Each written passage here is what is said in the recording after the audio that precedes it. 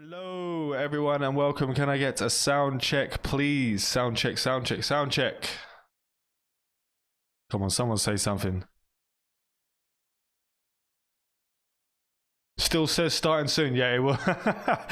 I sound like shit. Do I sound bad? Or oh, you're just talking, you're just being a dick dragon. Fuck you. Anyway. Welcome to the chat everyone. Welcome Bad Dragon, Rage Riot, thank you for coming. Englishman abroad, always here, nice to see you. Hugh Gasser. There we go, there we go. 420J, there is no sound for me, bruh. Press the mute button. You sound like you normally do, take that as you will. Yeah, like dog shit. Thank you. Thank you, Freno, you bastard. Carl Cassius. Being a little Irish in the chat, I guess. Here we go. Oh, is it Rage? Is that yours, Rage? Your emotes and stuff? What delay are we talking about? What delay is so real?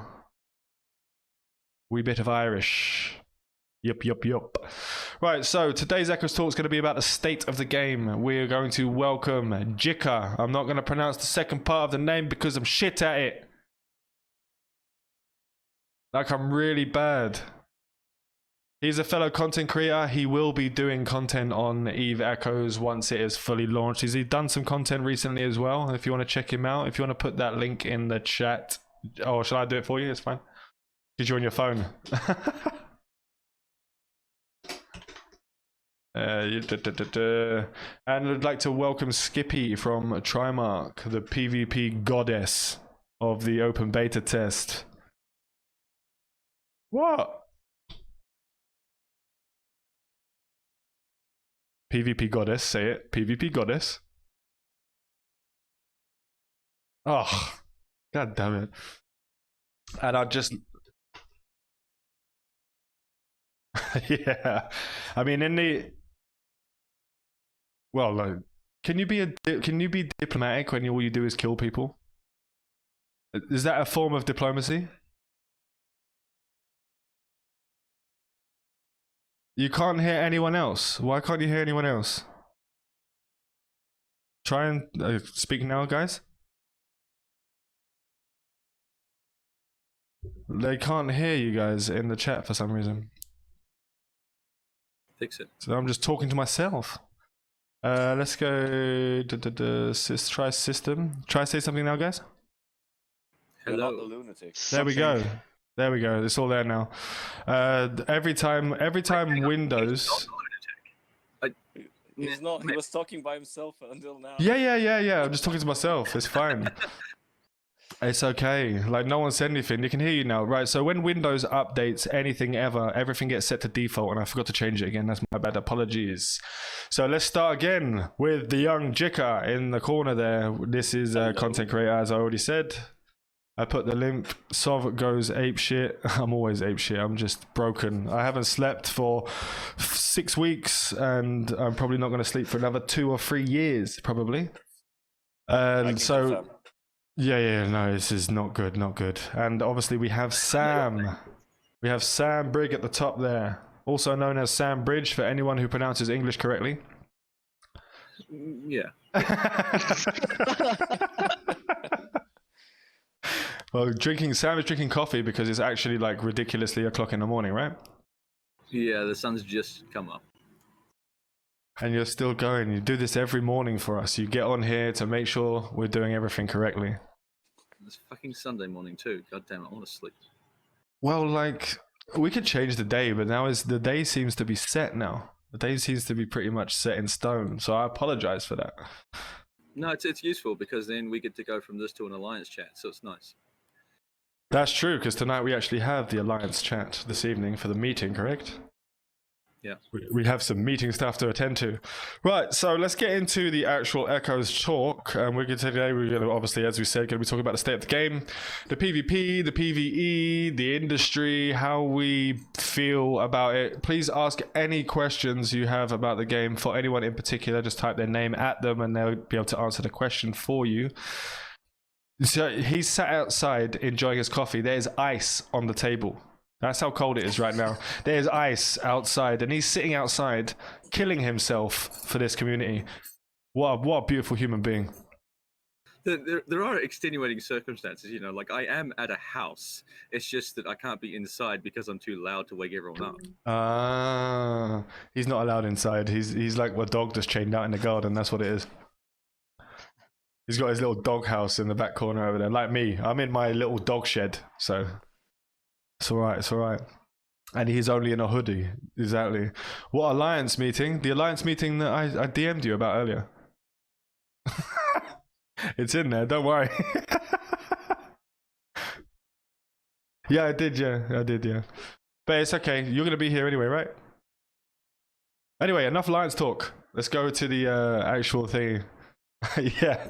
So yeah, we have an alliance meeting after this. If the DM didn't go through, I'm having problems with Discord. I just about managed to get this actual video call up. It was actually a fucking nightmare. First faction battleship. What exact when was the exact time that Trimark built their first faction battleship? Oh, would have been about 3 days ago. Was it? I think so. It was as soon as someone got, I think it was halfway through Tech 8. We were looking at building the first one, because you could do it before Tech 9, couldn't you? With the reverse engineering. Wasn't it Tech 8 to build them? Yes. Yeah. Which is fucking we weird. We had them relatively early, but we weren't yet fitting them and using them because you couldn't use the big guns effectively, so we didn't go for it yet. Oh, you should but see now- Nina's Balgon. Now we've got Oh my about- god. I think we got 4-ish, maybe 5. I don't know. I just got my nightmare. I'm really keen to get it out there. You just got your nightmare. Oh my god. The large, right, so they run large lasers, right? Yes. The nightmare? Yeah. But I then can't it's remember more of exactly a what he shield. did. Yeah, well, because they're a guardian ship, right? Yes. There's going to be some stupid resistances on that ship. Stupid resistances. It's going to be fucking nice. So I can go The, through contracts. The the Phantasm got nerfed hard. Well, like the Phantasm got nerfed on the resistance profile, but you go straight back up to the resistance profile as a tank just by putting the shield filled module on. As soon as that's activated, your resistances go, no? No. So the resistances on the ship are either superseded by one or the other, depending on what's more powerful. So it doesn't add on top? No. It's about like, so if you use the module and you've got dog shit resistances, it'll buff you to the level of the module. But if your resistances are already above it, then it won't affect it. What? I did not know that. So they literally nerfed the shit out of it and then didn't do anything. We had a feeling that Well, it's shield. not nerfed, but I mean, the thing is, like, I've got 75 across the board for all resistances, and it's reasonable, you know. But it's like you don't do this and think you're going to self-rep. You do it with logic. See, I didn't even know that. I didn't know that at all. By the way, speaking of Logi, don't ever fly a Logi cruiser. There's zero fucking point. Oh my god. I was deleted off the battlefield. They're expensive, but I was deleted in one shot. Like, What? I didn't even know I was dead. I was still trying to rep people. I just went gone. Like, I was in a pod trying to rep people. There's what you got, the logistics cruiser. Sorry, logistics frigate and logistics cruiser, and that's it. There's no Battle cruiser what do we do logistics.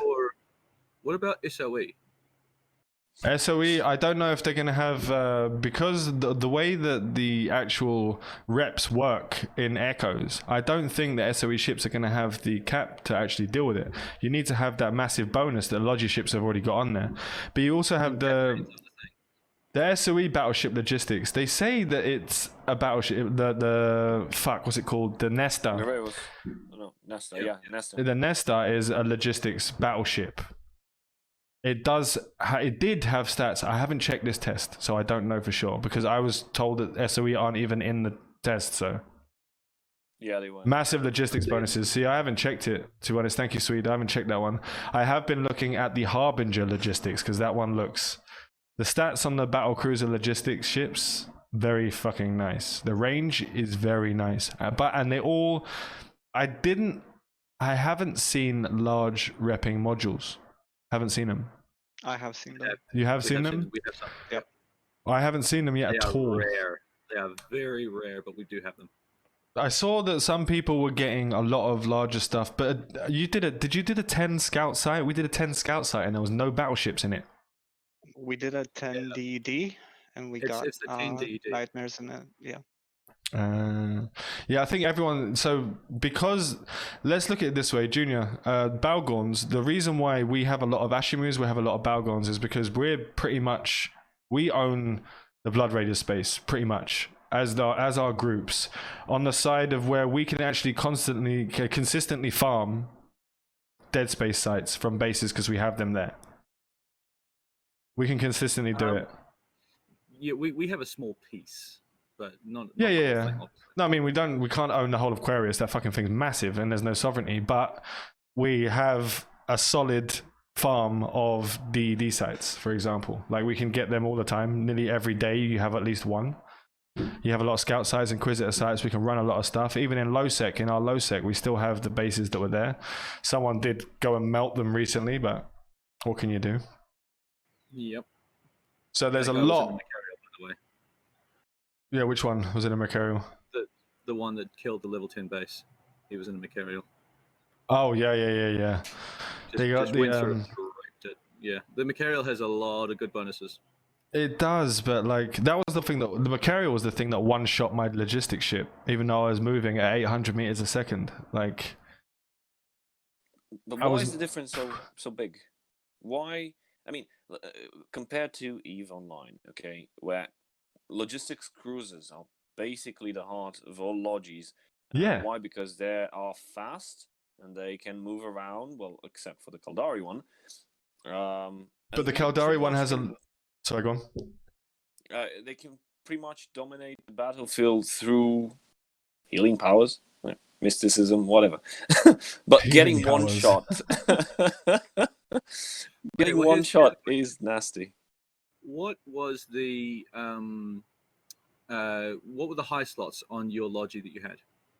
High slots, Mark 7s. Mediums. Yeah, Right, they were yeah. really So, powerful. In EVE Online, you would have all the high slots as larges. You would Yes. oversize on a cruiser. So Yeah. I didn't. I You would also tested. You would also have a large shield extender on a cruiser, Yes. and you would have power grid mods and maximum stats to try and beef the crap out of the defense and the shield, so that you wouldn't really get alphaed so much. But at the same time, your ability to fly around and avoid the damage is part of so as a lodger, you've got a job to try and make sure you don't get hit. But it's I feel like Logi really get a hard job in this game, because it's like hard to get the modules, expensive to get the ships, and hard to keep it alive. That's the main issue, and like another issue is for me, at least with the Osprey, the actual module slots are weird. 4, 4, and 6, right? 6 high slots, 4 mid, 4 low. It's a weird placement, especially how like. But the good thing is the Tank and mobilities It's so are that you've both got a lot of focused on mid. below slots. which as a logistics pilot you need both propulsion and tank to survive as a logistics cruiser. It's the bread and butter of a logistics cruiser. But the only bonus that you get is that you have all of your high slots will be reppers, and your mid slots will be cap rep capacitors. All of like the group cap gets put into your mid slots and all that sort of stuff. You don't need to put webs in there. You don't need to put your E-War, which is what mid slots are used for, because what else is used in mid slots apart from E-War? You do have a cap chain in mid slots, but again, cap chain is pointless. It doesn't work in this game. The only time that it does work is the group cap modules. They're really powerful, but you can only run them for about 2 hours constant. With Okay, 'cause your it goes on for that long. yeah, I know, Yeah. but like if you run it constant, you're not going to be running constant. You may be running it like 30 seconds in a fight, for example, but they're actually quite possible. Sorry, what makes you say 2 hours? It's just for the amount of fuel that's used for the amount of space that you have in the Osprey. But that's just the Osprey. There are other ones with higher amounts of capacity space. You could do it slightly inefficiently and go plasmoids and get a lot more mileage. It's just a lot more expensive because plasmoids are a lot denser when it comes to fuel. Yes. Yeah, only two. I'm saying only 2 hours because I've sat and done 8-9 hour roams and gate camps where I've had to run stuff constantly because you never know when you're about to get jumped on by anyone at any time. So it's like I have to rework how I'm going to be a Logi pilot because from the test, from when we did the Citadel test, man, I'm not confident with Logi pilots, Logi ships being a Logi pilot at all as the current standing of the game. It's so difficult to see anything. By the time and like how big the alpha is on ships and how much DPS that ships are doing, it might just be the fact that we've been given everything and we have everything faction and everything's fucking officer and we can farm dead space already, and it might just be that because everyone has dead space items and faction loot that it's a lot different. It's a lot more difficult than what it will And be. it's also that we haven't yet figured out how to work Logi effectively, and that's going to take a few weeks with some top level gear to just theory craft and figure that stuff out. Yeah, it's I actually really enjoy and am really looking forward to the different dynamics of how Logi and fuel use are going to come into play. I think that's going to be a really fun dynamic in, like, you know, you'll have to get some guys to follow on with logistics trucks just like in Terras or whatever to refuel the Logi because they'll run out of fuel, or you get everyone in the fleet to run a little bit of fuel in their cargo hold because they got nothing better to put in their holds, and they just start jettisoning. Or people might actually get around Logis and say, like, well, screw those. And you know the saying, no brakes, no seat belts, no Logis. We die like real men. Yeah, the meta is gonna be like as high as possible the HP, and who has the last ship on grid wins. And alphas, yeah. A lot of alphas. I'm fucking muted myself. I'm sitting here talking blah blah blah blah blah. Right. So just a quick one. DG Rage Riot, thank you for the 5 community subs. We appreciate it. Thank you. Thank you, Carl Cassius, for the follow, and Oliver LRJ, thank you for the follow, and thank you for the Rage Riot. Thank you. As so the only way that I feel that Logi is going to be really well used, really well done, really like needed, is in a shield fleet with a guardian ship. Yeah. Otherwise, because all you can have like two or three Logi just fucking repping the shit out of that guardian ship, and you aren't breaking that shield for shit unless you have 50 people. Like, it's just not going to happen. Or you have like micro warp drives just to crack straight into the bubble and take out the ship straight away. See what Crazy Sweet just said. Having Yeah. 2 guardian shield bubbles Oy. and doing like a weave triage type of thing, right? Yeah. You basically like tank with one. Once you're starting to break, you drop the bubble on that one and you bubble up on the second, right? You wrap People- the first one up, and then the other one that gets low bubbles down, and the other one picks up. People That's will how I always see them working. find ways to break the game. I'm telling you so. And like we have found multiple ways to break the game already. Just a quick one Oh, yeah. for Chivalry news on Mordu's Legion. The only news I can give you on Mordu's Legion is there is an actual corpse sitting there just killing all the fucking bases 100% of the time, so you will not see Mordu's Legion wrecks or many of them during this test, if at all. They've been farming the bases since day one, so they just fucked it for everyone. I'm pretty pissed off about that, actually, because they actually tried to defend themselves and pretty much said, well, fuck you, if you don't take us out, then you're not going to get your Rex, so whatever. Alternating shield bubbles seems like it would be a strong strategy. It is a strong strategy. It's the strongest strategy currently, in my personal opinion. I believe, though, if you have 10 Yangjung battle cruisers hitting a shield, it's pretty much going to alpha it off the map. Yep. My Phantasm couldn't stand up to one Youngjun ship. They It are was one Youngjun ship decidedly, you know, pro DPS, no tank, just fast cannon, and it couldn't hold up. it's the pretty broken- insane. The broken it's- tracking on the battle cruisers is See, like, but the thing is, speed tanking a fucking bitch to do. but you Sorry. can sit inside of their guns as a smaller ship on the battlecruiser. I literally watched a group of thrashers sit inside the guns and kill a battlecruiser killed a Yangjing battlecruiser, a group of Thrashers. I hate Thrashers, they're shit. But they still did it. Oh. They literally came in from all different angles, like off a trajectory, and just like not flying straight at them, flying over the top and then in and around and put it into orbit under the 8 kilometers and just killed it. And I was sitting there like, okay, I'll let them live. That was fun. Mainly because when I targeted them, I targeted this Thrasher. Someone just jumped out. We lost Sam. Oh no. Okay. Right, so anyway, as we'll carry on. Sam will be back in a minute, and as soon as he jumps back in, we'll be able to sort that out. Oh, here he is. Here we go. Everyone's moved around now. I'm in the top right. Right, there we go. He's back in. Everyone's moving around in their right positions. Okay. Welcome back, Sam. Right. I forgot what I was saying now, because that put me into like, the battlecruiser. You just hate that they weren't coercers.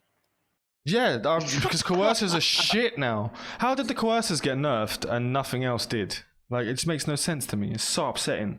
Yeah, I was expecting to see the Catalyst Navy issue receive a nerf, but it didn't happen. So yeah, Falling Sunset. There is nothing to talk about armor links because armor links are fucking just don't even bother. They are crap. They've just done the calculations wrong, and I think they might be bugged as opposed to incorrect. So, yeah, I think it's just going to be a matter of, put in the bug reports and see what they say.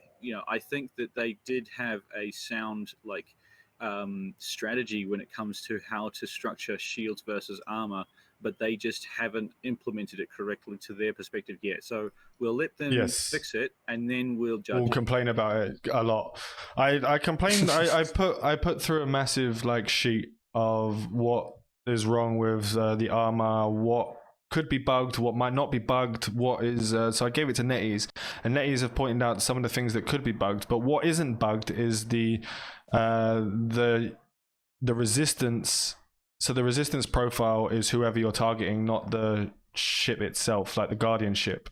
So that is actually that something. Doesn't make any sense. But they said, the reasoning. Okay, what's the reasoning? The reasoning is because you can get inside of a bubble when it doesn't matter. So that is the weakness of the armor link is the fact that there's no resistance on the Guardian ship, and the reason why the weakness of the shield is getting inside of it. It makes it inactive. Okay. And I'd said, "Oy." But hang on, you turn around and say, okay, cool. So the Phantasm has a bonus to its its afterburner. You have every single ship inside the bubble be a bonus to speed, and you just make the bubble go super fast and go anywhere and have a high range. So you will never get inside the bubble. And you just kill all the drones off. So that's my point. Realistically, the armor is going to have an inherent disadvantage because you have to then tank every single ship for resists, and you have to logi every single ship. Whereas with the shields, you just have to focus on one guy, and you just keep him up with shields, and you're golden. Yes, which was pretty much everything that was just said was pretty much what I said to NetEase. I missed a few things out because they're more EVE Online related, and I don't know if it's going to be related into EVE Echoes. Maybe it is in the future, but at the moment, a lot of the things to do with armor and shield, for example, the fact that normally you'd have shield in the mid slots, and armor would be in the low slots. So there was a given grace on the fact that would help differentiate between the two, but that's not the case in Echoes at all. So it's and there's other things where it gives the added advantage though, where if you have the tanking slots in the lows of all kinds, you can realistically armor tank Caldari and Minmatar without an issue. Yes. It's not actually realistically a problem. It's just that the ships generally get a lot of shield for Caldari and not very many armor in terms of hit points. So you don't want to do a low hit point defense style. Yes. I really think that they actually wanted to simplify things. And why is that?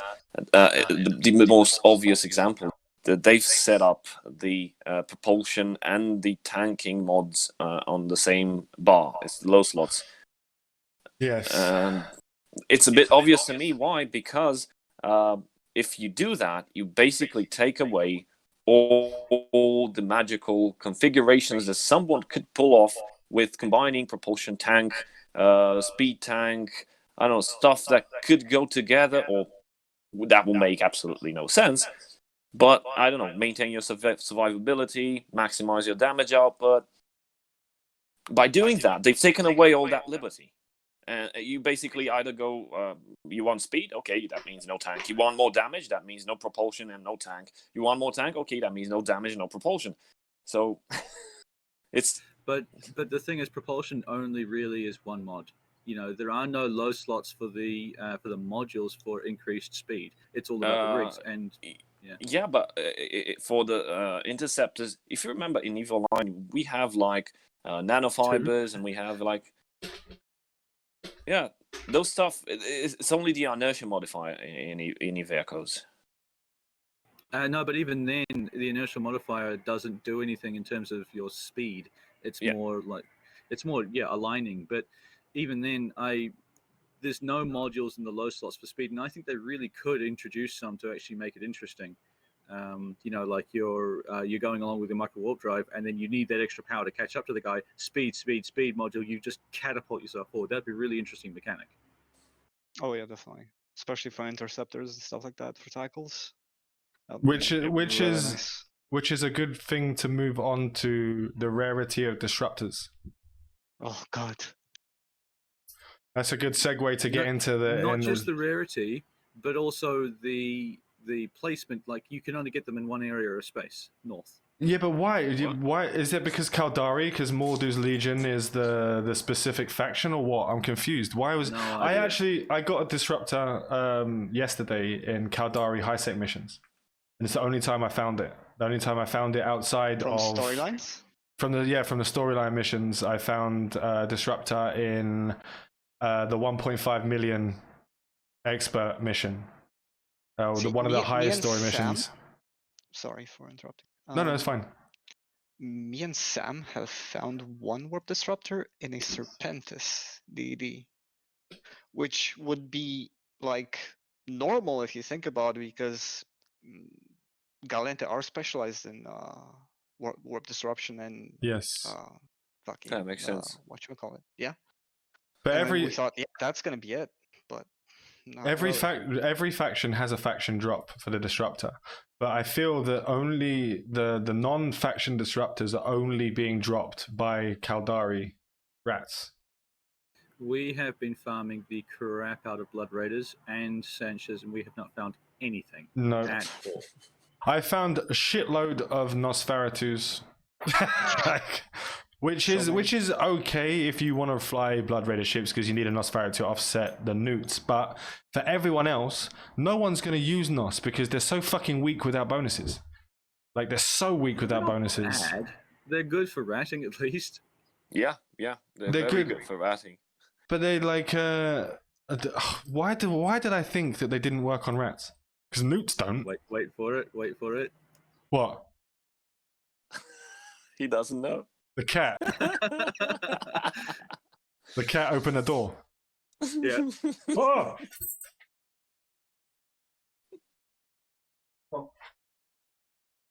Getting hot dropped by cats.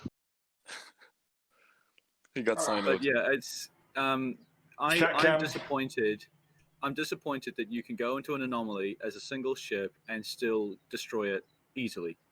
Like in most battle cruisers and above, you don't have to worry about having a fleet or logi or anything. Yes. Even in the highest like 10s, you can just like, we had one corp member that was in the Gila, and he was just basically doing AFK Gila in a level 10 large. Like, okay. But if you remember in the previous beta, you could pretty much do this with the Algos. You could have gotten away with it with doing level 9 sites just by yourself. We had a guy in, I don't know if it was a level 10 site, but it was a high level site, and he went in with a slasher. That's a 5,000 ISK ship and a micro warp drive, and he orbited at, I think it was 10 Ks, and everyone else was just sitting outside, and the rats were just pounding on this slasher, not able to touch it, and we were just killing everything. So it was a speed tank frigate tank thing. Which is better than the open beta test because that didn't exist in the original test. So they've done something to change it so that now frigates and destroyers, because there are some destroyer speed tanks where they can actually do it now. Like even against missiles, I was speed tanking against missiles, even though that wasn't like it was speed tanking just didn't really exist in the open beta, which is that better was one now. of the bugs that I opened up in the original beta test. But what I did find this test is that for some reason speed tanking also has some problems. Like when I was filming, I still didn't manage to put it up, but I was filming the event, and I was face hugging the devs at some point, and then I took some distance, and then the Bargist from 70 kilometers just insta-nuked me with some missiles. I was flying an. I was Were you moving at all? You were moving. Yeah, and I was flying an Atron. Jesus. Like dead. What happened? See, like he makes a point in here. Like tracking computers are too overpowered currently, in my humble opinion. They don't get stacking penalties from what I've seen. Well, they're supposed to, but they don't. Yeah, they are. They don't get stacking penalties. Which I is haven't. I tried weird. it, and it didn't. It does, and it doesn't. Like on the Yangjing Battlecruiser, you can't fit 5 tracking computers and be God. It like because they're already God, just like a higher level of God, which is whatever the fuck that would be. But like, I don't know. Fitting 5 tracking computers only raised it by a certain amount, but if you fit 2 tracking computers on a Harbinger, for example, you're adding 40 kilometers or some shit when you activate them. So it's like God, that's the correct one. I love the fact that the way that they've done tracking computers in Echoes, it's really good, and it helps you to be able to. Like, it uses up a tank slot, so it's not like you're going to be getting overpowered range and not have and still have tank, like if you were a shield tank, for example. But it's just like they're doing a pretty good job at balancing the things that they're adding by taking away things that would make it strong. So you have to have range or you have to have tank. Can't have them both be really strong at the same time. Until you get everything officer, then you can have everything really strong at the same time. Or you get a Yangjing ship. Like cold Balancing range does take time and crowd if yes. to affect it. God squared. Yeah, it's exactly like I mentioned with the having all the stuff focused on the low slots. You have to specifically pick what you want, the role that your ship wants to be. Yes. How are you guys? That end on this. Hey, Sov, do you think they are going to give us the Yangjing battleships? I don't think they're finished yet, mate, to be honest. I don't think they've finished them yet. You can't see them in the ship tree. No, so I don't think. Yeah, I don't think they're finished yet. They've only got the destroyer and the battlecruiser. There is definitely a battleship. The battleship is definitely there, and we know it's a battleship now, unless because translation from Chinese to English, and the only information we have is from a Chinese website. Battleship could just be a translation thing where it's not literally a battleship. It's just a ship that battles, if you understand what I'm saying. So it could be a bigger ship. The dreadnought? Like a capital? It could be a dreadnought, it could be a capital, it could just be a battleship, but I'm holding off because they won't tell me anything about it, so I don't know yet. But we're talking about the pyramid, right?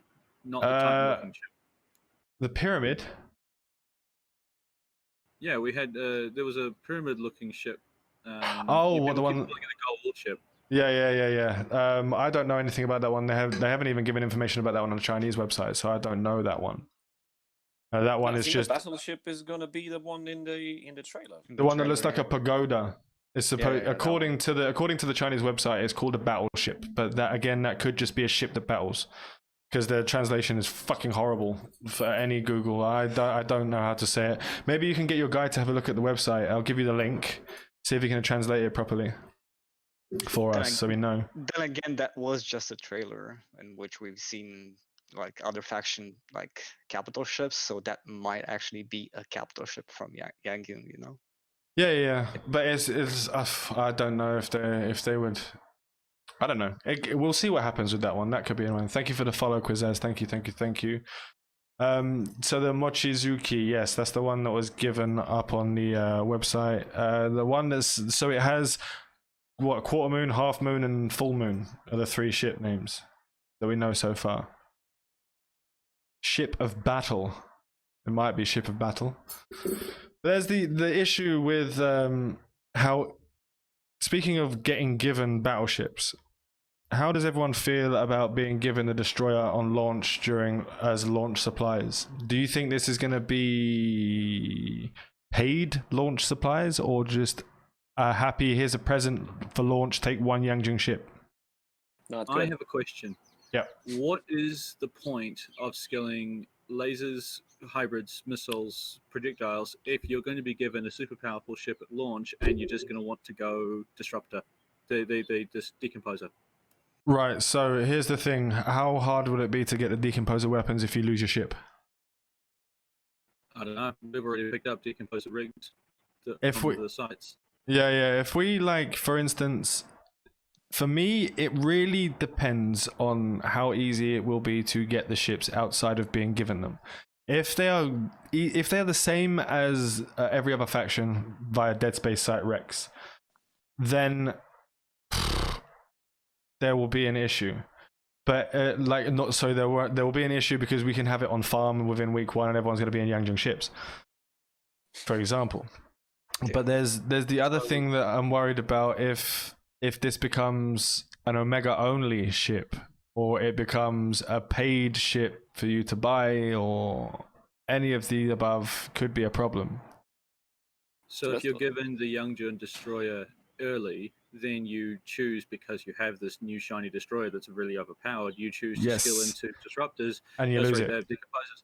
It depends on how translatable those skills are into the other faction ships, because at the moment, if you throw your decomposers on a different ship, you're actually reasonably powerful still. Yes, you can still get away with it because the weapons are powerful, not just the ships, which is insane to me. Let's give them the benefit of the doubt. I'm going to give them the benefit of the doubt.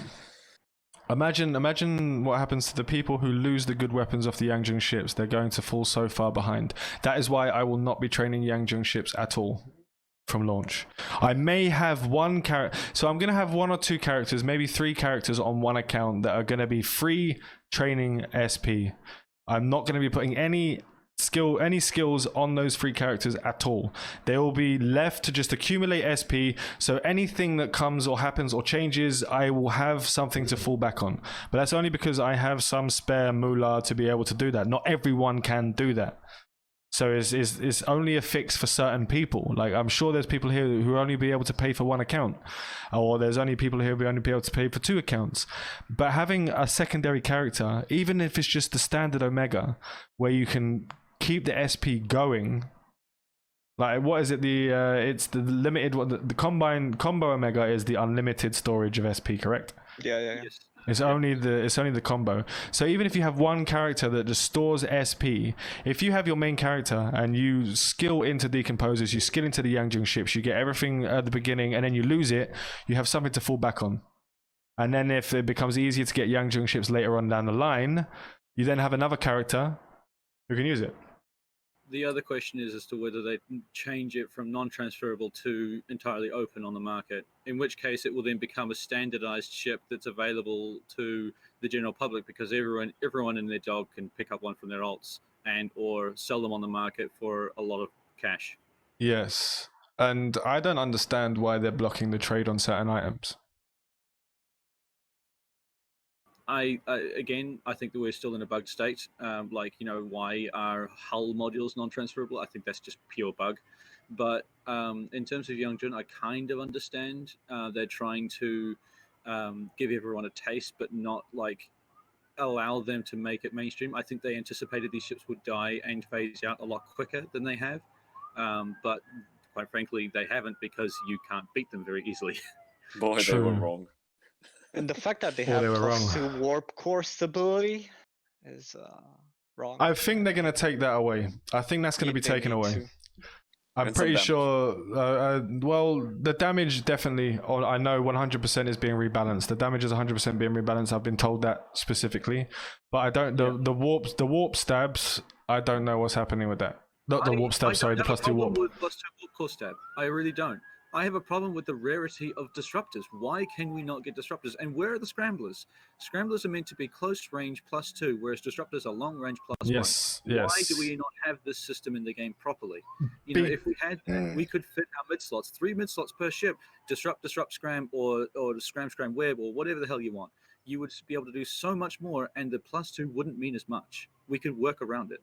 Yes, but there's also, so my thinking, I haven't been told this, I don't know this 100%. I feel that the rarity of disruptors is to help people not be held down. I think it's an actual design choice. Yeah, but that's stupid. I like- know, look, we might know that that's a bad decision, but they're looking at know this from a different perspective. Yes. If you get a new player who's never played Eve before and they're playing the game and every 5 minutes they're getting disrupted and fucked every fight, like it's just gonna like from everyone, I can see why it would be a design choice to help newer players, but for us, You know, for example, it's I- shit. Why can't they just make it so that alpha players cannot go to low sec? Alpha players are locked to high sec so that new players can't get fucked. And they have to stay in the game Yes. for a while in high sec, in complete safety, so they learn how to play the game. Yeah, okay, they might not learn exactly how bubble mechanics and disruptor mechanics because they're not actually going to get into PvP, but they can get a taste of it in anomalies or something. Yes. They won't get a taste of anything PvP related in Isaac because you can't even duel or you can't even, I don't know, suicide Well, then by mistake. make the bar null sec then, and so they can do low sec. But it's one of those things where we have to look at player retention, but at the same time we have to be able to make a decent game for everyone who knows how to play it. Yes. And if we know how to play it, we know where to farm disruptors. We will be able to get those disruptors. Depends who's sitting up north. Because right now the people up north are not very hospitable for Doesn't matter. bases. So Yeah. you're able to add something What do you need to add? on the screen itself. Can you on the stream? Can you add a username under each person's portrait? Yes. Got one for Skippy, but we just need the rest. The Skippy the Bush Kangaroo. Skippy. I haven't heard of that in fucking ages. Well, nah. My name is actually, the origin of it is from the Expeditionary Force book series. Oh, okay. Ah, yes, I do know that. He's Look a at dick, that. by the way. Big Yeah, old he's- letters in the screen there for you. Oi. Whoa. There you go. Everyone knows who I am, so I don't fucking need it. What about Sam? Do you want one as well, Sam? Let's Yeah, I'll put have you in one. there as well. Da da da da da da da da da. But yeah, the state of the game still needs work. We have stuff to work with, but still needs work. Here's a question for everyone. How do you feel about holding the game back? Positive. I'm happy. Yeah, I'll do it. yeah, Yeah. same. Would everyone be happy with the game being held back a few months until the end of Q3? I Yes. would. What I want is hold back the game and release all of the information for the entire game so that we can look at it and theory craft it, so that we can actually see the changes, reply back, because we don't need to play the game to say this is broken, that's broken. We can easily figure that out as Eve players. Oh, you're not going to release a loot table for that? Oh, okay. Now, I'm not saying release the full loot tables. I'm just saying, like, maybe a generalistic of this is what we are doing. These are the kinds of things we're tweaking, even if it's to like a select group that's like in the know, so that they can be like, well, hang on, why have you removed that from that loot table and added that over there? This is going to completely skew that part of space. Because at the moment, we're all like, oh, armor is shit. Right. We're not going to the south. That's just stupid. Well, how do you handle that sort of stuff when, it's like, well, hang on, they're going to just fix that, aren't they? They're going to balance it. We're like, well, yeah, but when do we know that? So, you've got this sort of roundabout crap that we're trying to deal with. And having no information about the game in between these tests is really stifling that sort of thing, and our inability to tell them until the test happens, which is a pain in the ass. So Yes. not just for us, but also for them, because they don't know, they don't get a response until it's crunch time, and they're super busy trying to fix bugs at the same time as balance, which is silly. And it's also super weird that, like, I don't understand. After seeing the bug reports and the suggestion reports channel and all of the bullshit that gets put in there, like, how they can ever know anything. And how do you know what they do and don't take seriously, and how do you know what is not a good suggestion? Yeah. It's like, it's insane. Yeah, so Anorsin makes a point that they can still release the game and fix stuff as time goes on.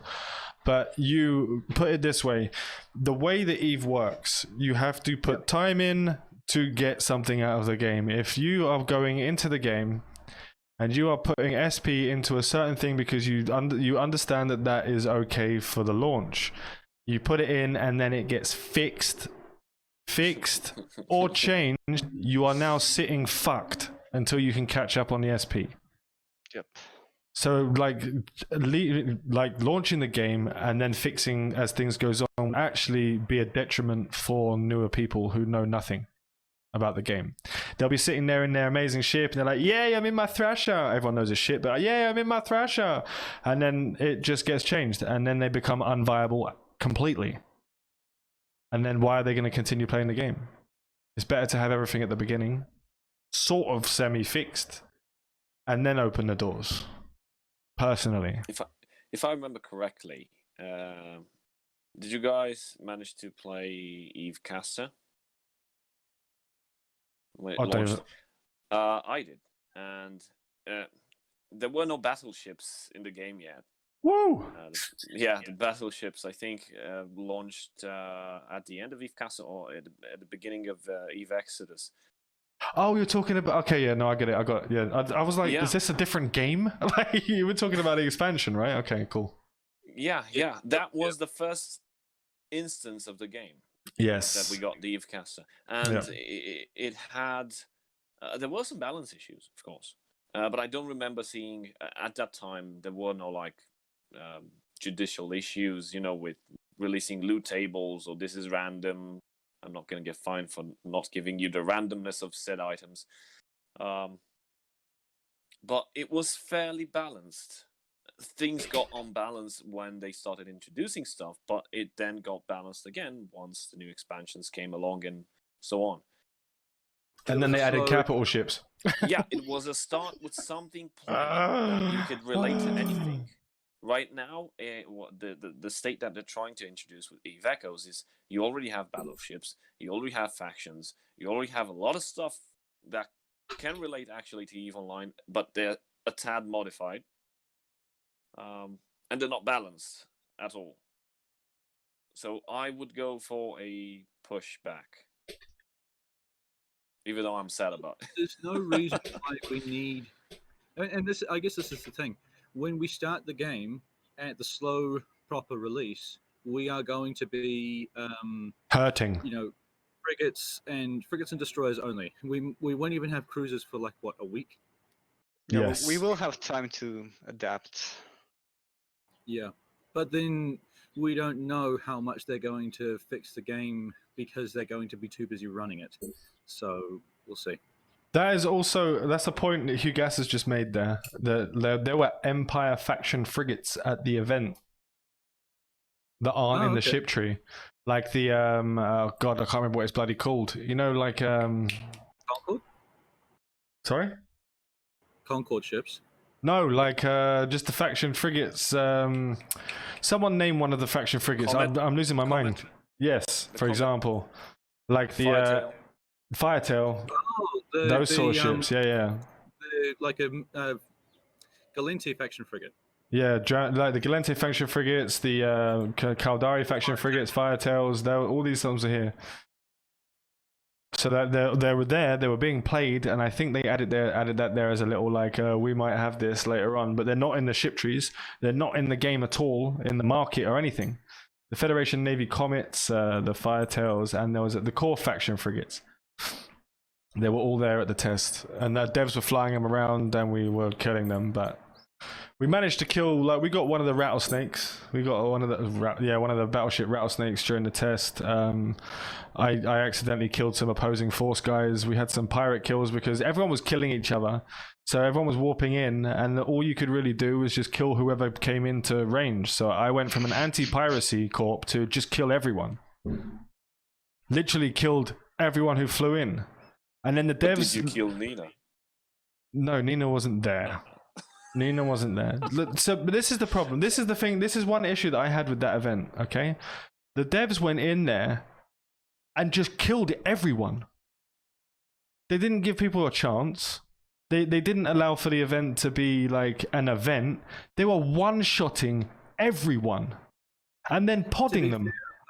It was like, what? Why would they do anything else? Because, quite frankly, to them, we are effing ruthless. So, Yeah, but they go in expecting to find a formed attack and defense, and they're going to have to be as ruthless as possible and just take people off the field.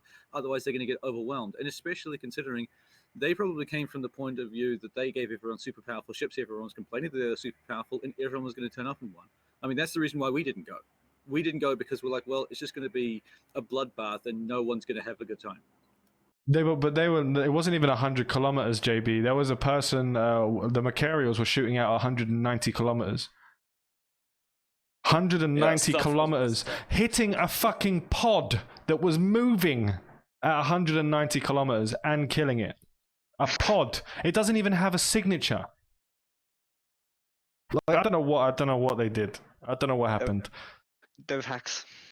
No, but I like, told you, there was something wrong with the Barghest hitting my Adrian at my speed. the Barghest was like, okay, so the Macarial was stupid. The Barghest was even worse. That thing was like disrupting everyone from a million miles away, so you couldn't even get out. They weren't even letting you escape. Like, they were just killing everyone. Like, it was... Oh, I don't know. For me, it rubbed me the wrong way, personally, because this was supposed to be an event where everyone had fun. And in the end, it turned out to be a massive alliance. They had a lot of fun, killed everyone. A massive alliance just gate camped the entire fucking event. So half the people didn't even get into the event because they were just being killed on the way in. Especially the newer players that didn't know anything about people being killed at gates. So, like, for me, example, I saw 40 of the same alliance sitting at a gate. So I walked straight to a planet. Whereas some people, like a newer person, were like, okay, I'm going to start moving. Let's have a look around. Oh, this is nice. Look at all these people dead. So they ruined it for quite a lot of people, which is Eve. I'm not going to say that that's basically how the game's always been, how it always will be. But it still rubbed me the wrong way, especially in a testing situation where I wanted to test the DPS on a structure, and I couldn't because we couldn't even get close enough because we were fighting everyone else. Maybe they wanted to test the debug mode. What? Blow up your own structure. That's easy. No, but I wanted to test as a group fighting because it wasn't the same structure. It wasn't an outpost.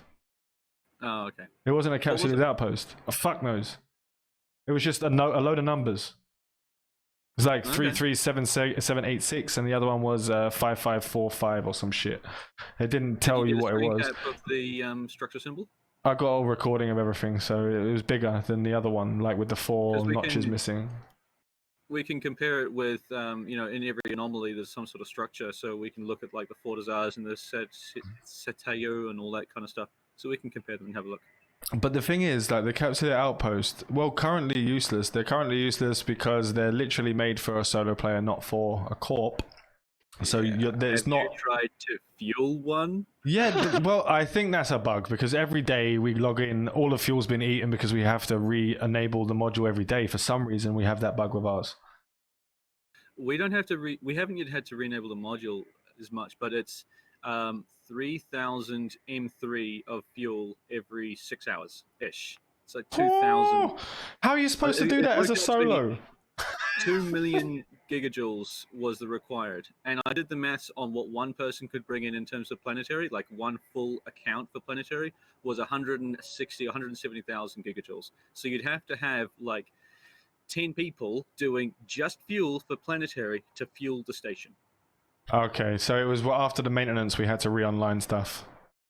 for a solo Right, station that costs 7,500 fuel just to turn on a module, and then the 6 hourly cost of whatever amount it is, it's, as of right now, undoable by anyone who doesn't have 10 accounts. Pretty much. Or a big corp, yeah. And Or a it big doesn't support corp. a corp because there's a million reasons why you can't use it with the corporation. Like, for instance, I would have thought, so my main thought when I saw that there were single player stations. Yep. Did we go over the stations in its entirety last game? No, we didn't, because we didn't have them built fully yet. We didn't understand the full. We had them built, but we didn't understand the full everything about the station, so we can actually talk about that. Okay, so the basics of the limitations of the station. So the reasons why you can't use them for a corp station. Only the person who puts the station down, the person who anchored it, has control over it, meaning that only them can actually jump onto the guns and shoot people. Only they can access the fuel bay and refuel it. Only they can change the permissions of who can and can't dock. Only they can refit or change the modules out, and online and offline stuff. Second thing, there's no corp hangers, so you can't delve into the idea of, here is your corp station. Oh wait, I have to contract it to everyone else. I can't actually access the corp hangar. Okay. Then you've got only 2 low slots. So there's 4 things in a station that you want to be able to do: produce, refine, reverse engineer, and repair. You can only do 2 out of those 4 unless you constantly chop and change or have a second station, which comes with its own costs. Then there's the cost itself of the station. So you need to run planetary interaction and mineral mining for a long time, for a lot of resources to be able to build this stuff. And I mean, tier 6 to build it doesn't really matter. That's fine. That's an expected thing. Fueling, 10 people running constantly just that one object for all of their planetary, ridiculous to try and get that amount of fuel to actually fuel the thing. For what it is, sorry, I am actually fine with that amount of fuel requirement for a station itself, for a corp station, but not for something that you're actually meant to do on your own. Yes. What else? Vulnerable, that's a bug. So, you're actually meant to be able to set your vulnerability timer. At this point, there is no vulnerability timer. It's just permanently vulnerable. So that, whatever. That's probably for testing, not because of it's a bug, I guess. I don't know. I'd hope to be able to test reinforced timers, but yeah, whatever. I'm just pissed off they even exist in the first place. I fucking hate reinforcement timers. It's the worst thing. They've already added asset safety, and now they have reinforcement timers. It's literally my worst fucking nightmare. I'm fine with reinforced timers, but that's like, for me, reinforced timers is asset safety. It's like, oh, reinforced, right. I need to get my shit out of here or figure out a defense. If I can't defend it, I'm getting it out. And that's your choice. That's your options. We don't have bubbles, anchorable bubbles or anything else, so they're not going to be able to hell camp you without a significant effort, in which case, power to them, they get the stuff. So to me, and not having any loot when you kill a station, what the hell? Like, that's why you do it. And that's literally across the entirety of the game. Now, again, this is because of this being a whole new world for a lot of new gamers. Hardcore games, full loot hardcore games, don't work in the current... Well, I can't even think. The current climate of gamers, especially on mobile. It's not something they want to have happen, which is understandable, but annoying. It's one of the things that makes EVE special, man. Having full loot, like. Yeah, but even EVE Online doesn't have full loot, so let's not dream that it doesn't. It doesn't have full loot. Everyone's like, oh, EVE Online is fucking these super powerful hardcore. No, I'm not saying you, but in general, I get it nearly every day. EVE Online is this hardcore sandbox, blah blah blah. All of these things that are in Echoes are in EVE Online as well. Like, it's fucking. I was saying EVE in general in both games. It's one of the defining factors. It's something that sets this game apart from any other MMOs. It's true, but even like, I don't know. The loot fairy kind of RNG side of things is good. They should have that in stations. They should have a loot fairy drop some of his shit, and then the rest goes into the ICC. If they want to do it that way, That would be, for me, that would be a perfect middle ground. So like 75% of his stuff will go over there to the ITC for him to buy out, and 25% will be dropped for me. But why have they distributed these NPC stations all throughout nullsec? Is it just to get players out there so they can live, you know, in an easy world, or, you know, are they actually trying to make nullsec a frontier, and they're just disrupting it for the beta by putting in all these stations? The stations aren't even on like overviews and shit. Some of them. There's a lot of stations we found. We found separatist stations everywhere. The only way you can find them is specifically to search for the system, and it pops up as a station underneath the system, which isn't shown on an overview. So there's secret stations all over the place that are really hard to find. They're just like, they don't exist through anywhere else in the UI except for searching for the... So if you're randomly in nullsec and you're at like 6PO, for example, you will never know that there is a station there because you can't warp to it without typing in the actual system into the search box of the star map to see that there's a station there, and setting autopilot. Yeah. If you don't set autopilot, you can't warp to it. It doesn't show up. Speaking of which, if you don't own the personal station, autopilot does not work. You don't dock. That is so fucking annoying. I was left outside of your one for fucking ages, and I didn't even know. That was like, I turned the game off on my phone because I was like, it's 47 jumps or some shit. I was like, no, don't worry about it, it's fine. And it was sitting outside of your station. My shit was just sitting there. Luckily, that you weren't, someone wasn't trying to annoy you. But like, I don't understand that. I don't understand why that. Okay, it's a single player station, but why can't we test out the corp stations? Why is that not a thing in this test? Yeah, I wasn't really like that. I mean, we know that the corp station is going to be more expensive, and we know that everything is cheap here. So maybe maybe there is a level of let's not introduce everything into the test. But they're doing a pretty good job of trying in terms of giving us a metric fuck ton of SP. Yes. But maybe after this test ends and all the feedback is collected, maybe they'll turn this single pilot outpost into a corporation outpost. Why? Because there's absolutely no meaningful way for a pilot, as Sambridge mentioned, to maintain such a station. And even if he's with friends, like a blob of, I don't know, 50-man fleet will just come and sweep them away. What is the point of that outpost? Honestly. Yeah. Even if it's 6 friends playing together, it's like, they're just gonna get blobbed. And they have to spend all of their time and all of their effort to build it and to keep it up. Yeah, it's not worth it. See, Freno makes a point here that what if Outpost had a relatively small cargo bay that was protected by asset safety, and everything in the regular unlimited cargo was unprotected and able to drop?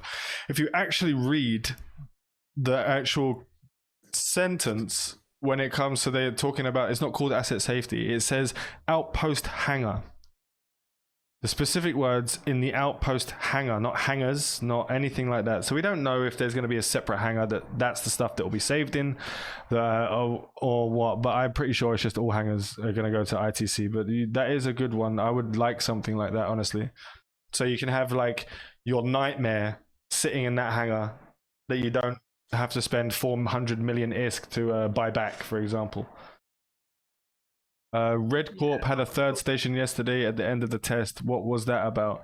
It was named Red Sky. That was already there. That was already in the system. They took out the Chinese alliance that was in the that was in Mike Oscar Echo 8, and then they replaced themselves in there before the event, and they were the alliance that was camping the entirety of the Citadel defense test. I feel like we're muddying the waters too much. Even at the current state of the game, it's still leagues above most mobile. Oh no, of course, Gonzo, don't get us wrong. Don't get us wrong at all. I'm really looking forward to the game. There's a lot of this game that I'm really looking forward to. There's some things that I can bitch about, and I'm English. Except I'm a more outspoken Englishman, so I don't write angry emails. I sit and angrily rant on a podcast. Like, that's what I do now. So like I'm really looking forward to the game. I'm going to be putting a lot of money into the game. I'm going to be putting a lot of accounts into the game. I've made that decision now after playing this beta that one massive positive on the state of the game for me is the state of the servers. If you are playing on a mobile phone, it is brilliant. It's absolutely perfect. If you're playing on an emulator, you're crashing all the fucking time. There's lag. There's all this other stuff. One thing that is a bit weird with the servers is your positioning. On one person's phone, you'll be in one spot and everyone will be right next to you. And on the other person's phone, you'll be 20 kilometers away, which I don't get. We've tested it. This desync is disgusting. Yeah, there's a lot of desync going on, but I don't know whether that's because of where the servers are placed or whatever reason we're trying to tap into certain servers somewhere, but it's going really well. Emulators will never be fixed. So when it's something, but I've lost 2 accounts and I lost my halfway through tier 9 account yesterday. So like my account's gone. All my battle cruiser guy is gone. All my ISK is gone. All my items have gone. I can't get that back. So currently That's not to say the accounts were banned. They are not banning emulator accounts. No. They are simply not giving you technical support to try and fix an issue that might come up. Which came with the bound account disappearing from the bind. They're not, and I, even as a moderator, I can pull some strings maybe, but they won't help. Like they're really not helping emulators. They don't want to help emulators. Even for me. And I think that's the right choice. I think Yeah, that's yeah, the right 100%. decision. 100% best decision. But it's still annoying as hell because I wanted to test one more thing before it was over, and it also means that I can't make more content on the battle cruiser that I wanted to make content on, which is kind of annoying. We've been getting some desync across time zones. We happen to notice in the same time one. No, I haven't tried doing the test on desync between 2 people in the same country. I did it with someone in America, and we did it with Crazy Swede as well. When Crazy Swede was doing the testing with someone from another country in Europe. So that was between his country and their country, and they're quite next to each other. But it was still quite a big disparity on where they were placed. One ship being controlled is a good move as far as I'm concerned. Yeah, but it's not going to push it towards one player because, like, I mean, if people are paying money using emulators, eventually someone's going to fucking say, look, mate, you're allowing this. You're not telling us this is not allowed. You have to fix this shit because I'm paying money. And then they will have to fix the emulators. Like they say they're not going to help now, but when there's 100,000 people using emulators, paying real fucking money, and they're not saying you are not allowed to use an emulator, they're effectively putting themselves legally in a shitty position. No, but is it something stipulated in the EULA? If it is, like emulators are not supported, or any use of emulators that might lead to account loss or whatever will not be held responsible by NetEase, blah, blah, blah, blah, blah, blah, then you basically have no legal grounds to go after them if you But that would be in the EU. You don't need legal grounds because publicity doesn't care. Yeah, publicity doesn't care about legal grounds. That'll get thrown about, and then people will just end up hating on it, and then they'll lose a lot of the player base. But also in EU law, if you're paying money for something, if that something disappears, you can get all that money back. If they fuck you over and you lose your account, you can just go to whatever. And I can't remember what it is, but in the EU they have laws that help with getting your money back from companies online. So that you can just go to them, they'll help you out, you'll get all your money back that you've put in to the game currently. And that happens a lot on mobile games. Happens a lot on mobile games now. People are, instead of going to Google and Apple, they're just going to this EU authority and getting all their money back. Don't know what the hell it's about though, to be honest. Interesting. Yeah, it's I don't know, it's recent. But I don't know too much about it. It's just something that I've been told. I might be completely wrong, but we'll have to see about that one. So, You like, can call it the mobile gaming. well, it's gaming in mafia. general. It's gaming in general because they originally formed to help people get money back who had gambling addictions to loot boxes. That's what it was created for. Ooh. So like that's why in the EU, in a lot of EU countries now, they're banning things like FIFA and Pro Evolution Soccer for their loot boxes. They're banning EA from releasing games in certain countries in Europe now. And so Steam. And Steam are also banning games that have randomized gambling loot boxes unless the company says gambling on the box with 18+. which is great. It's fucking perfect. It's beautiful. Love it. Don't care.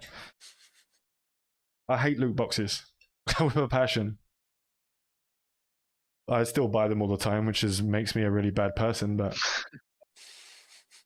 what can I say? Like, I can sit there and say I hate it. Oh, we lost Sam again. Uh-oh.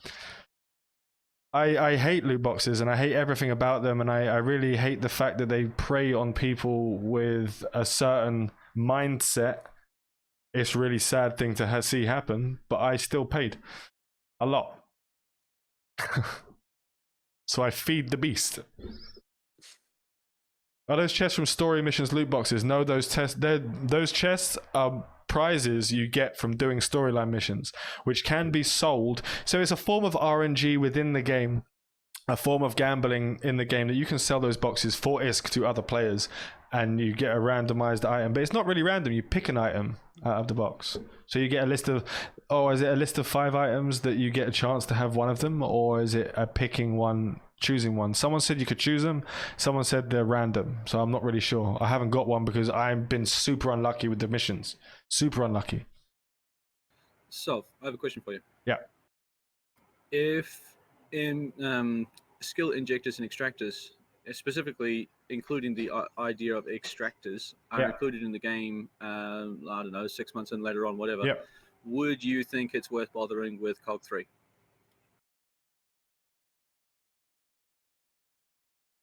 Really depends on how good my bank account is at the time.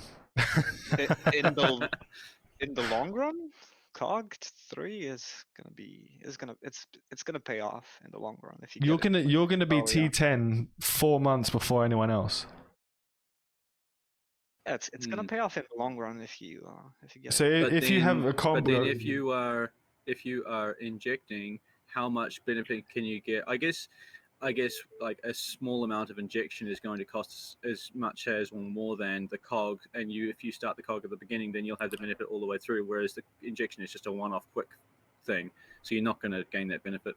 It would be a good catch-up mechanic, though, for someone who has had COG since the beginning. So 6 months to 8 to 9 months to a year down the line, I'm completely fine with injectors for people to catch up, because then you can't buy skill, which is still, even in Echoes, relevant. Oh yeah. I was flying around in the same ship as everyone else when we first got the toenail, and I was still fucking everyone up. I've got 60 plus kill mails on other toenails from a toenail, and it's the same fitting that was given. I didn't add anything extra to it. No tank, no nothing. So skill is still relevant in Echoes. Still relevant. Are the COG skills real money? Yes, they are full Monty. They are currently, I think it's $38. Am I correct in saying that? For all 3 levels, yes. For all 3 levels. So you buy a level. The first one is $5? $2, $6, $2, $6, $5 5 SP per level. Yeah, so you get 5 SP per thing, and it's 2, for example, 2, 6, and 30. So there's a one-time buy, and that gives you all the skills. That gives you an extra 15 SP per minute. One-time payment, yes, correct. 2, 8, and 30. And you want to do it at the start of the game, because that's when you're going to get the most effect out of it. Yes. So I'm going to try to open as many accounts. It's also per character, which means that if you have 3 characters on an account, you're going to be getting COG 3 times, just as much as you're going to be getting Omega State 3 times for all of those 3 characters on each account. Yes. There are no account umbrella payment systems at this point in time. See. Which is shit, I might add. Why? Because I want a blanket I don't payment. Understand, why is it that we are limited to 3 characters per account? Why can't we have a variable number of characters per account now? Basically, because they've made the system where now it's basically irrelevant. The 3 per account is no longer relevant anymore. Yes.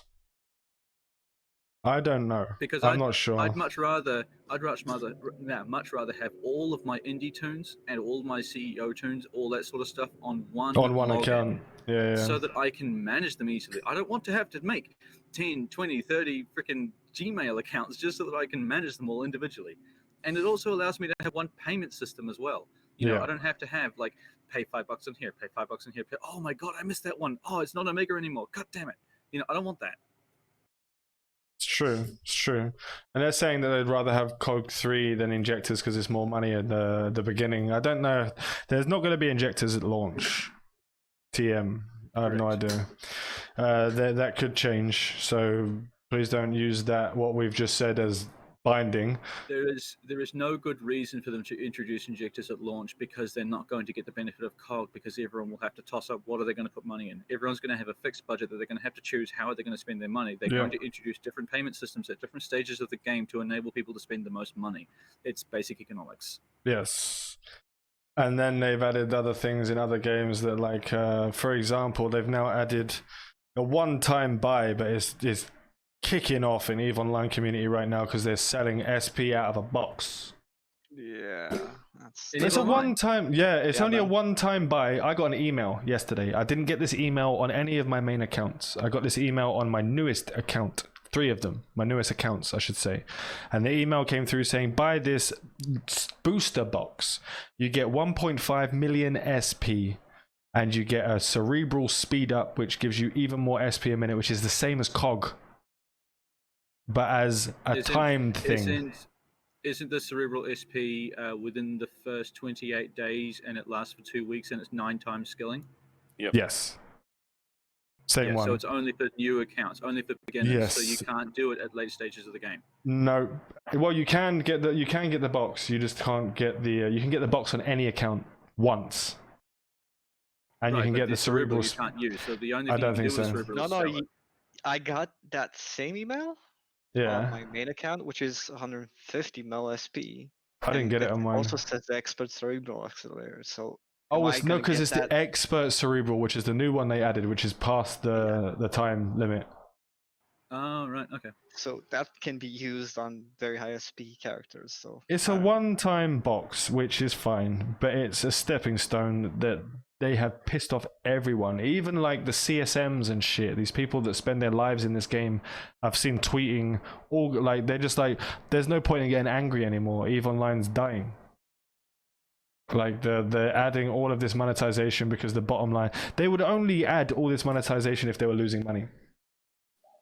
EVE Online has been dying since it first began. I don't believe Yes. that. But at the same time, evolving might be a better word.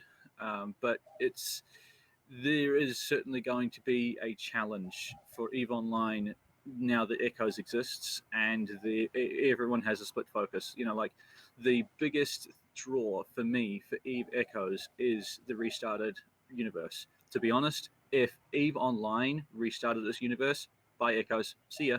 I mean, I'd much rather 100%. put my time. Yes, like, please. I'm putting a serious amount of time and effort into this game, and the limitations of the game are really making it difficult. It's a headache every day.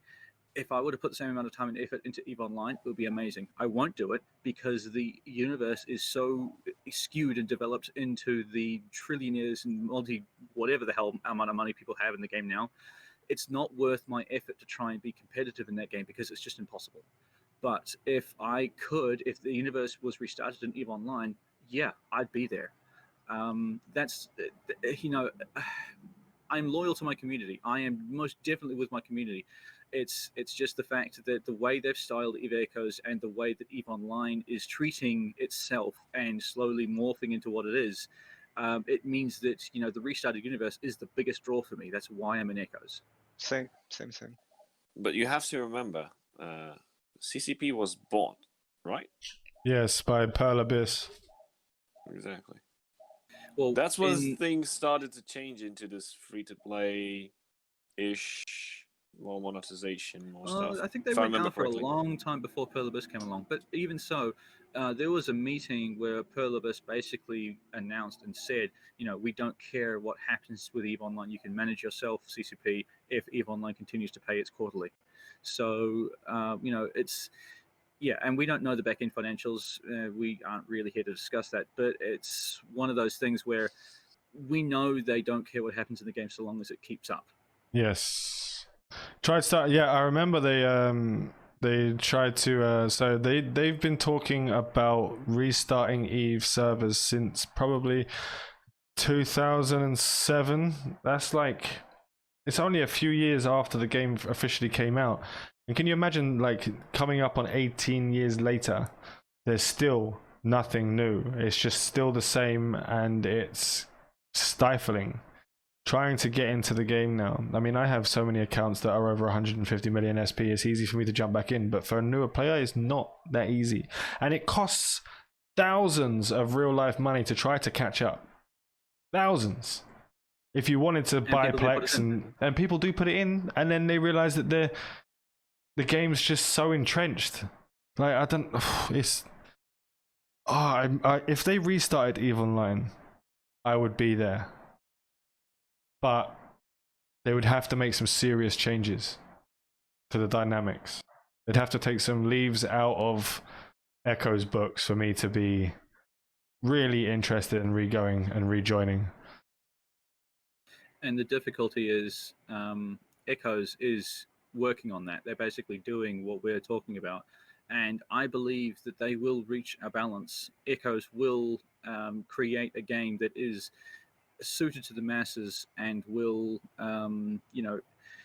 once they get over the idea of how to deal with bots properly and how to deal with RMT, when they get over the idea of how they run corporations and alliances, then yes, we will see a massive community boost and the ability to run and manage ourselves in this game. And yeah, if they leave everything as it is now, it's going to chase away the high-level players. It's going to chase away the people who are willing to put together big groups, big and well-thought-out tutorials and programs and other side of things. It's going to chase those people out, and you're only going to be left with a bunch of casuals, unfortunately. True, but that wouldn't be the end of the world. Not for them. It certainly would not affect their pocketbook. It would just affect the high-level dynamics of how the gameplay works, especially in comparable to EVE Online. So if they do it, like, even if they do it in Echoes and they get rid of all the hardcore players, that would be like, what, 3% of the population that are going to be playing this game? Yes, I don't think that will affect much. It has a follow-on effect. Because if you remove all of the high-level players that are willing to put in the time to make large groups, you're going to find markets and the high-level gameplay is going to be weird. You're going to have a million tiny as groups in nullsec instead of like 50 or so big groups, which is fine. It's going to be weird until they get like organized a little bit and then they get a handle of it, because there's always going to be someone at the top, right? No matter what. The bigger fish. Exactly. Yeah. Right. Yeah. So Gonzo, you just asked, can't they just make emulators against TOS to chase away botters? Most of the botters, they have mobile farms, so... Yeah, I had the discussion with someone last night. There is nothing that you can do on an emulator that you can't do with a whole heap of phones. And don't talk to me about the expensive phones versus the expensive bots, because you need a computer that's like $5,000 to run bots in an effective way on an emulator service anyway. So, and if you're in a country where you've got cheap mobile phones, you can just set up a board with all of the phones, and hell, you can even make a robot to do the tapping.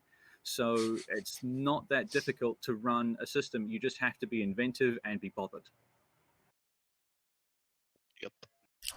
Ain't that the truth? Sam and the went other thing full. is you can very easily take a series of mobile phones, say, okay, I've got 10 mobile phones here, cool, connect them all up via network to my computer and run them on the computer as mobile phone interaction. And now you're back to square one with your emulators. You're just doing it a different way because the mobile phone is doing the processing. All you're doing is just interacting with them, and it's arguably better than BlueStacks or whatever emulator you're running. Yeah, because you're not crashing at all.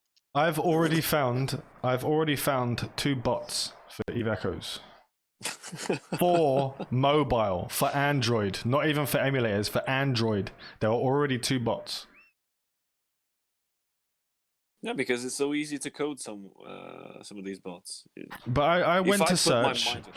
I'm a software engineer, so if Yeah. I put my mind to it, I'm definitely 100% positive that within a month I can make a working bot, unbannable bot.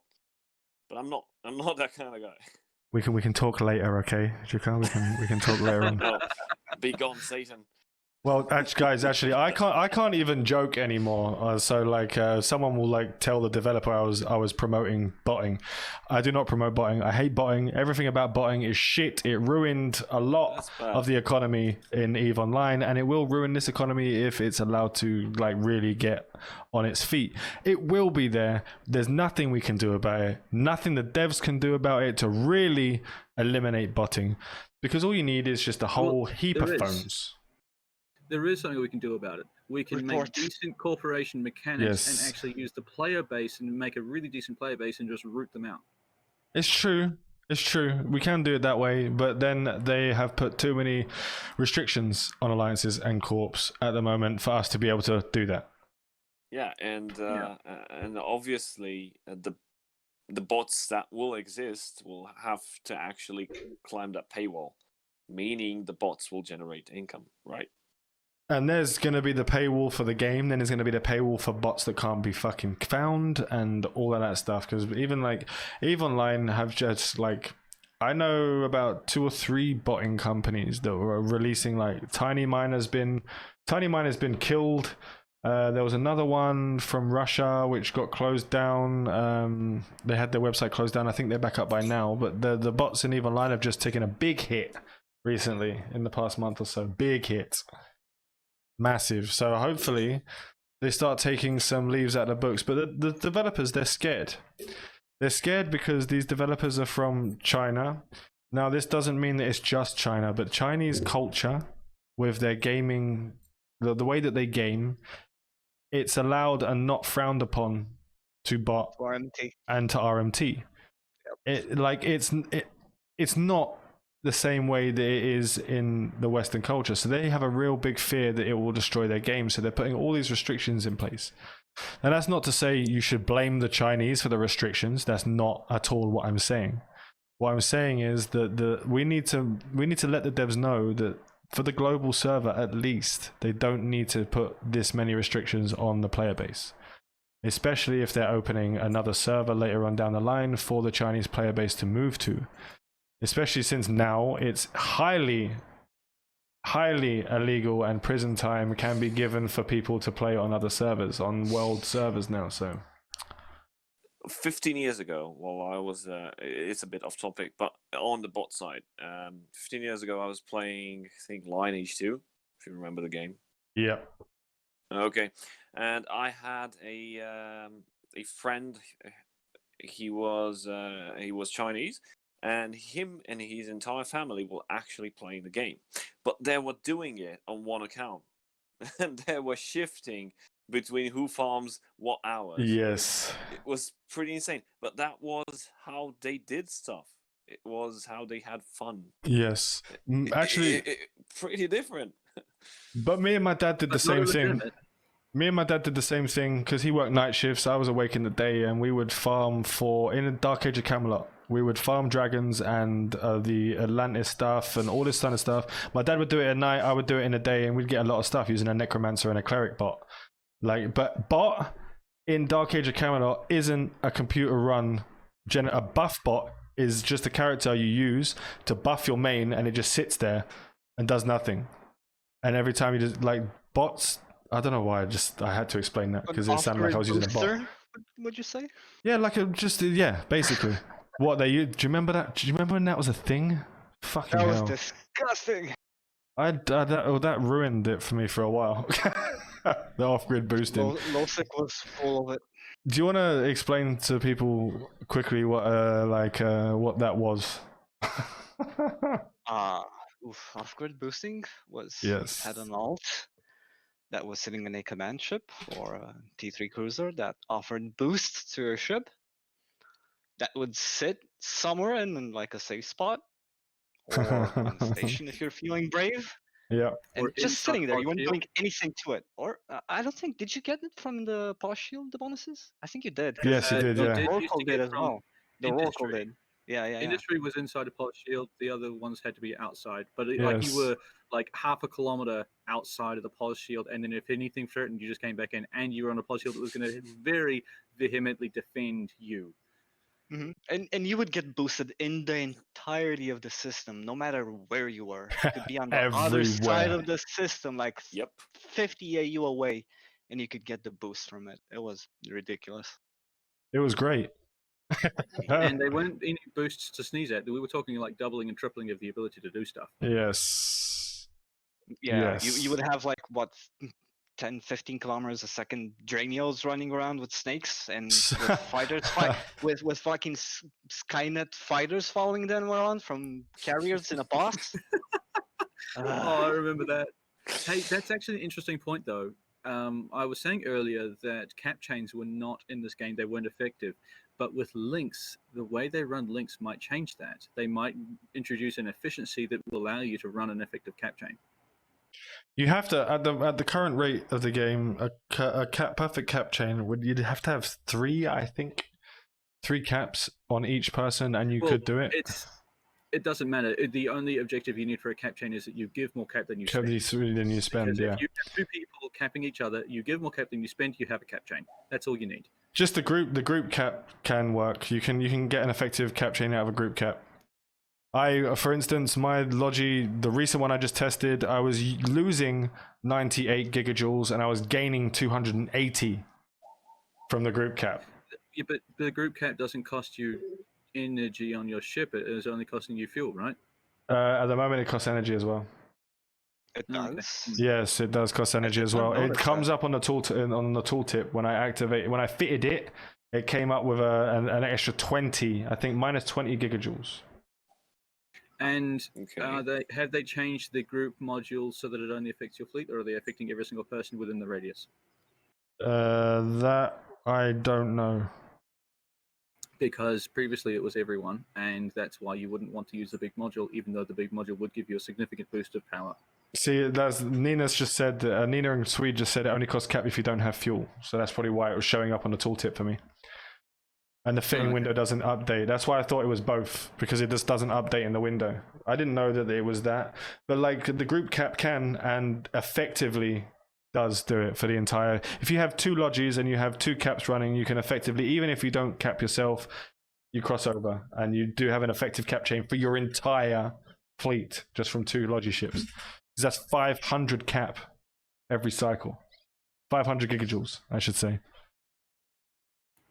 And you can give it to every single ship as well, And because they haven't got much better missiles. What is it? 15 kilometers, I think. Someone And might be able Logi to ships correct get a me on bonus. that. And Logi ships get a bonus on that. But it's 15 kilometers base. It's the same as the shield field module, and the armor link is 15 kilometers as well. Effective range, or whatever it's called. Yeah, so there is that. There you can do group caps of 4.5 kilometers base. So I had 15 because of my skills. The group cap creates cap out of nothing, so it's positive. Yes, this leads back to the 2 shield bubble, 2 Logi, 6 DPS. Yes, correct. Yep. All the ships have group shield boosters. It's gonna if you're a PvP corp and you don't start as a shield fit fleet, you're screwing yourself. As currently stated. It's terrible. If The you're running balance armor between links, you can just commit yourself Sudoku, right? yes, basically, because you know what the worst thing is currently about the armor links. You can literally pick the one ship in the fleet that has the shittest resistance, and then hit the guy with a massive tank for the same damage as the person with the resistances. So it's Bypassing the resistance of ridiculous. the You tank. bypass the resistance of the tank. So like, what? I was told that was normal. How? But we already talked about that one anyway. We've gone over that armor link being terrible, and I actually have a video on YouTube if you guys want to go more into detail on the differences between shield and armor. You effectively, the way that it goes with everything being in low stats, the shield modules you only need to have say one of resistances because they have such strong resistances. You'd have to double up on an armor, for example. It's kind of bad. You don't want the cap boost to reach beyond 7.5k the area of a small shield bubble. Yes, you don't want that, which is kind of so. But if you have the full Logi ship and you're running the full, like the medium is 15. How long is the large? You got the large, right? What's the bubble size of the large on the Nightmare? Huge. It's like 30Ks or something. 15k. 30k. So you'd have to sit with a load of sniper ships for that to even work. Well, the easy way to make that work is to have everyone AB fit to hell, and you're really fast, just going around the battlefield. Or you could have one person in your fleet in a fast frigate burning around, and you would align to him and warp as soon as something gets close to you. Freno made the point that if you fix the stupid resisting, having a damage split over 2 ships would be good, but it's not the way, right? So now look at it in this respect. With the armor links, if you have 10 of your people hitting 10 ships at the same time, even with the armor link, it's doing the same damage, but your lodges now have fucking 10 people to try and rep. Instead of the shield shit, the shield fleet only having 1 person to rep, as long as they're outside of the bubble. So you're effectively just being an armor tank as a fleet. Now, this is only in the top 1% of gameplay, because you can run an armor fleet and fuck everyone up for the most part. If you're in the top echelons of gameplay, where you have a really good fleet, really good shield fleet together, and a really good armor fleet together, everyone knows what they're doing, the shield fleet will always win. But in the general terms, it doesn't really matter what you pick. It's just the alpha coming from an enemy fleet wouldn't be high enough. yes. It's like blap through something.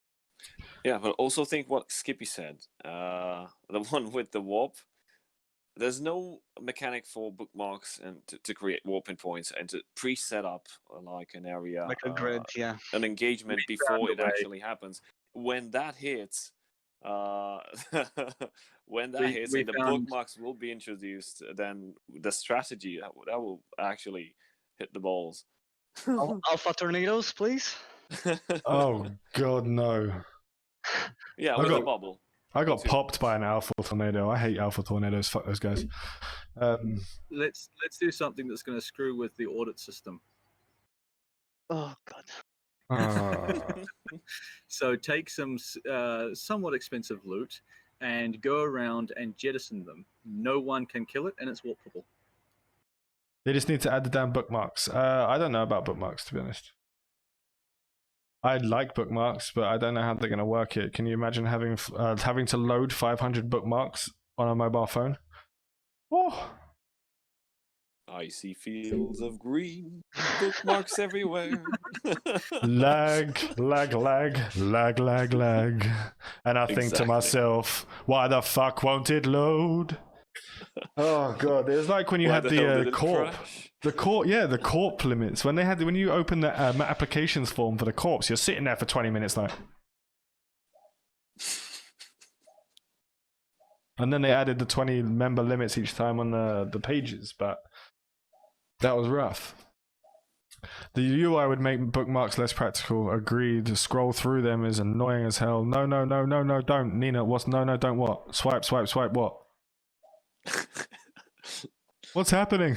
No, I think Nina was worried about the reminding. of corpse Oh, stuff. okay. Apologies. Yeah, we had in the first 2 days it was. Oh, I'm so glad they made the changes after Nina bitched them out for the whole list. But they did See, make the this is change. what kind of annoys me is that they're willing to change some stuff but not others when it's clearly terrible, and I don't understand that. It's the same as if you're painting a picture and someone goes, "Don't put that fucking ship in there. It looks shit." You're like, "No, it doesn't look shit because it's my interpretation of that painting. So I'm going to paint that fucking ship in there because fuck your opinion." Like they're creating something, and they believe that it's what they're creating is great. And maybe if we don't agree, they will find out later on if it works or not, and we will find out later on if it works or not. And then we're going to bitch them out, and then we're going to get some changes. Hopefully, maybe. We will see. I see them We're gonna creating have to something. see. Because we can Guys. bitch all we want about stuff that we don't even know how it works. Well, that's Depends because on we how also don't, fast it changes. we don't know what they're planning to do with these changes later on, and that's And- why we yeah. can't make rational and decent choices. Which is, I kind of enjoy because there's still an air of mystery about the launch. What am I going to do? Am I going to go armor or shield? Are they going to fix armor? Are they going to make it better? So many choices, so little time. And we've You only know got what 2 we months like? until launch. You know what would be an extremely useless feature? Like to have a Tinder inside Eve. You know, like swipe left and right. Do you like this pilot? And you can build family trees. Oh, You can God. build family trees and have like your own family God. zone and stuff. Family trees. What like someone out there who's a coder, create an app. Create Eve Tinder. Create it. No, but it will be fun to have it inside the game. Yeah, but what are you gonna like? Yeah. You're gonna oh look, it's a fucking nightmare. Swipe that ugly fucker. Getting right off the screen. Oh, look at that. That Orpheus is pretty sexy. Look at the curves on that. Swipe right. Thank you. Yeah, I don't know, Englishman. I don't know. That went a bit like out of like I came out of nowhere. We have just under 5 weeks until the launch of the game.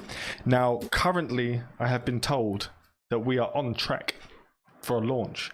So it could be the fact that we are running the test on a much earlier iteration of the game to test out certain things. So a lot of the bugs have already been fixed. Doesn't make any sense. Why? Yes, it does. Why not test? It with makes the current loads of sense. mechanics? No, because it makes loads of sense. The companies do that shit all the time. Nearly every gaming company I know that does a beta gives an old client to work with. All of them do it. Everyone does it. And for example, the netcode might have already been done, and that's probably what they wanted to test. And the rest of the stuff is just ephemeral. Thrown in there just for us to test. It happens quite a lot. Like I don't understand it personally. Like for me, I'm the same as you. I feel that we should be able to test out everything for balancing reasons. But I also understand why they hide certain things. Like a lot of developers do that shit. How does it work from a publicity standpoint? Because we're crapping all over the game because it's broken. And if they have a build that's fixed and works, why wouldn't they just use that? Or elements of it? True. And Swede is talking some nastiness. Nina, time him out. Disgusting. Disgusting. For me, for example, in some of the companies that I worked on with, netcode was for games, for online games, netcode was the most essential component, and that was the first thing that got done. And if this is indeed another iteration of the game with the complete netcode, and that's what they wanted to test, and it's working perfectly. Yeah. Well, except for those kilometers. What about the grid? It's working perfectly. Mm-hmm. No, but actually, the netcode, I've seen other online games, that the netcode was an excruciating pain in itself. Space Engineers. Yeah.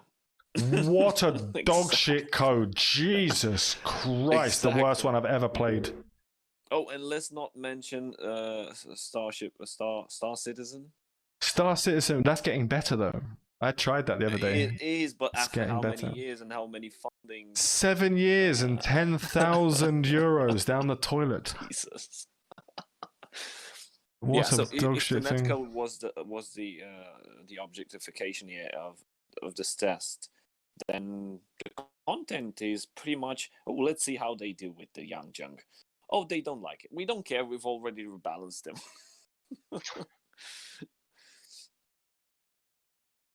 Oh, sorry, I just had to text the missus. I'm actually flying to London in 5 hours, so I have to go and see. We'll have to. Good timing for the ECHOESTALK. Oh, guys, like I had to do the ECHOESTALK. I'm never gonna miss one. Like if I miss one, the missus will use it as an excuse that I can miss them more often. So I'm not going to miss one ever. Apart from the Angel Cartel frigate that was 350 kilometers away, but I was still hitting because of desync. Desync was pretty bad.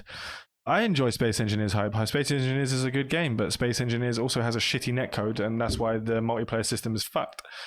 Completely lags out when you have anything bigger than 17 blocks. What can you do? Or if you have like 8 turrets, everything gets limited. So we're actually going to have to start winding down because I'm going to have to say goodbye to my sons before they go to sleep. We've nearly caught up to 2 hours alive, which is 1 hour, 58 minutes and 47 seconds right now. So is there any questions from the chat to anyone in the stream? We'll get your questions out of the way now. That is a man that husbands and knows how to do it. Yeah. 7 years is well within any AAA title development. It is actually in, because how long did it take to? How long is Cyberpunk at now? How many years of development is Cyberpunk? Like 9, 8, I don't know. 14? No. They started working on it when they started working on Witcher 2, if I remember correctly. Which is like fucking. But the design might have been even earlier. So I don't know.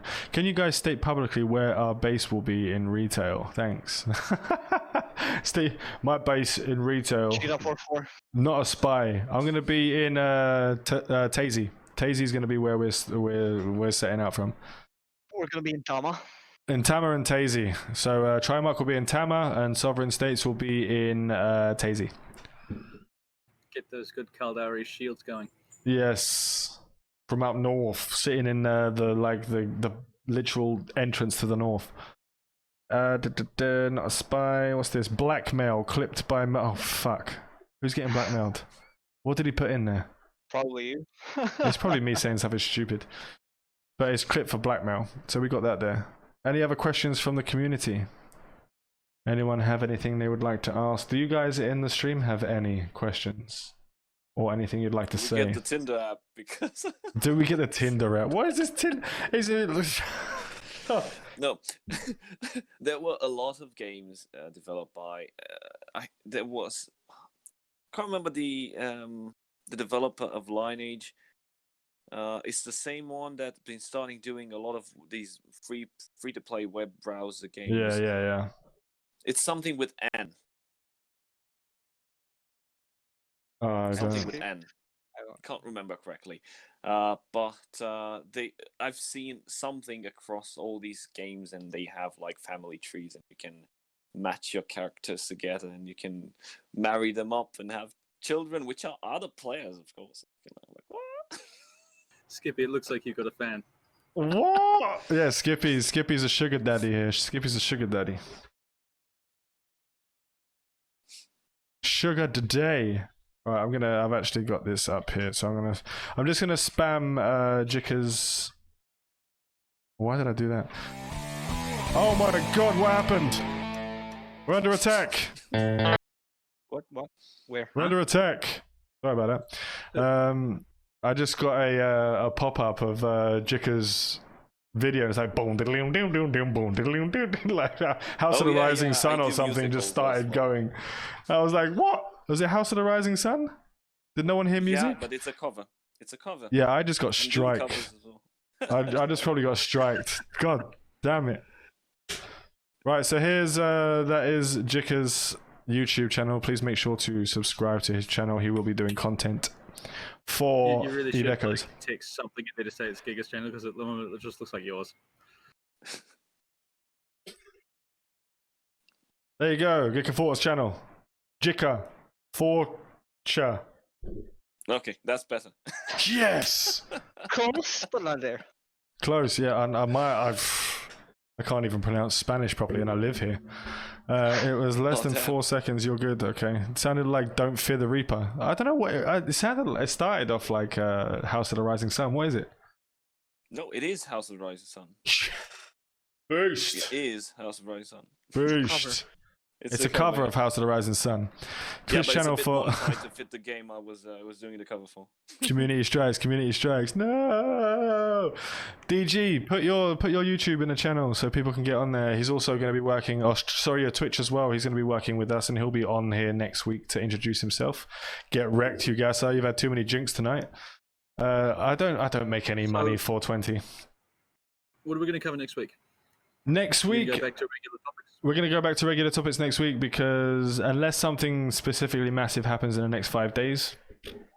Yes, of course there will be. Yes, so we'll decide closer to the time, but I do want to cover like some more community aspects of stuff, like the community itself, Eve Echoes, and I want to get some new players on, as well as get a lot of new experiences from people who are new to Eve. I'd like to do that sort of thing for the next one.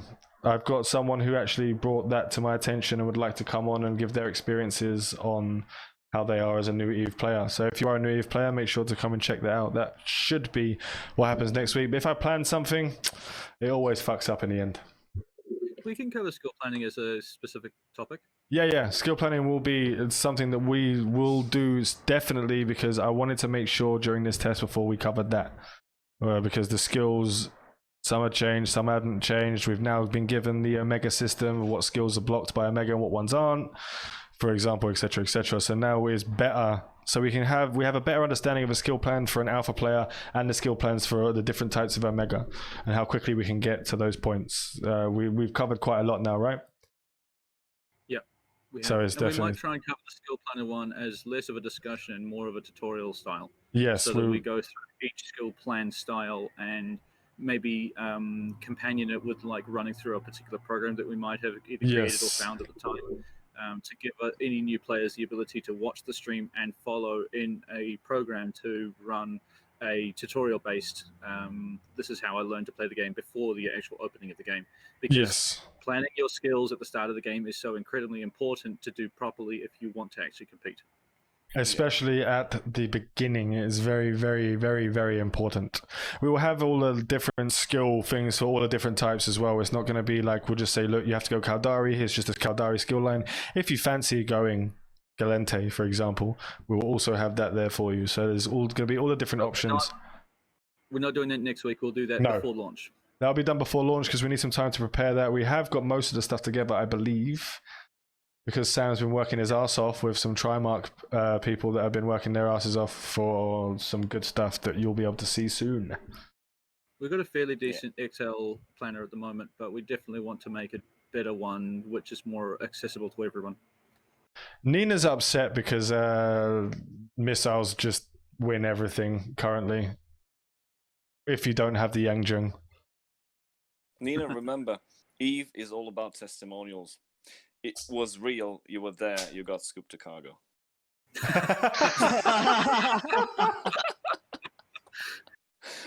Oh shit. Right. I think that's a stream concluder. Yeah. We needed that. We need that clipped. Clip that shit. Save it, and I'm gonna play it to Nina every single time. Thank you for the follow, and Falling Sunset. Thank you for the follow. Thank you for the follow, Lembani. Is that another account? Because I'm sure you followed before. Right, so we're gonna have to call it there. Make sure to follow if you'd like to see the skill training later on. Make sure to let people know that there will be a skill training in the next couple of weeks on where we do the actual guide thing. It's going to be really, really, really important for people who have no idea what they're going to be doing. Make sure to tell your corpse and everything as well if they want to spread the good word. Spread the good word. Next week we will be talking mainly probably about the closing of the beta, how the final thoughts on everything, and then maybe afterwards we'll go back to the original plans. I just want to say thank you to Sam, thank you for Jika, I'm not going to say the second one, and thank you for Skippy. 07, ladies and gentlemen, thank you for coming. This is ECHOESTALK every Saturday, 8 PM UTC. Bye safe. Cheers. Cheers.